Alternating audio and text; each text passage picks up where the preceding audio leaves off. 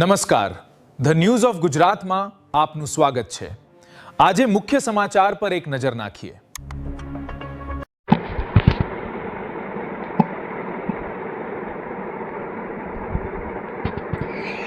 ડીસાના જોલ ગામની પ્રાથમિક શાળાના જર્જરિત ઓરડા મુદ્દે ઉચ્ચ કક્ષાએ રજૂઆત, નવા બ્લોક મંજૂર કરવા માંગ।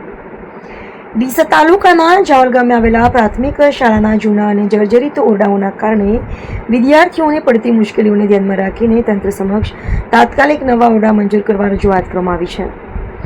આ અંગે ગ્રામ પંચાયત અને શાળા પરિવાર દ્વારા શિક્ષણ મંત્રી રીવાબા જાડેજા સહિત ઉચ્ચ કક્ષાએ લેખિતમાં આવેદનપત્ર પાઠવવામાં આવ્યું છે। જાવલ પ્રાથમિક શાળામાં હાલમાં અભ્યાસ કરતા બાળકોના સુરક્ષિત શિક્ષણ અને યોગ્ય શૈક્ષણિક વાતાવરણ માટે નવા ઓરડાઓના બ્લોક મંજૂર કરવા માંગણી કરવામાં આવી છે। શાળાના જૂના બાંધકામની સ્થિતિ અત્યંત દયનીય હોવાથી વિદ્યાર્થીઓ તેમજ શિક્ષકોની સુરક્ષા સામે સતત ચિંતા ઊભી થઈ રહી છે।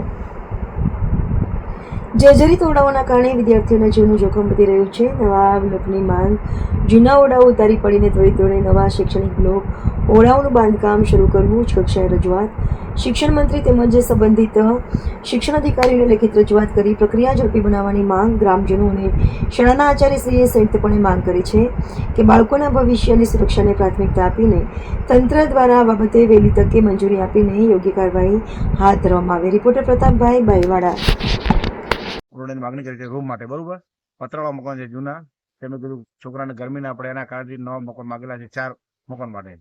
શિક્ષણ રહ્યા બાદ આજે ખુદ ભજન અમે લેટર પેડ આપી કર્યું છે। ઓકે, મારું નામ ગણપતસિંહ ગોબરસિંહ છે અને હું નિશાળનો એસએમસી સભ્ય હું। અમારી એક જ માંગણી છે કે 4 આ મકાન પતરાવાળા છે અને ઈટ પાડીને નવા ઢાબાવાળા થાય, એ જ અમારી માંગણી છે। અને અમે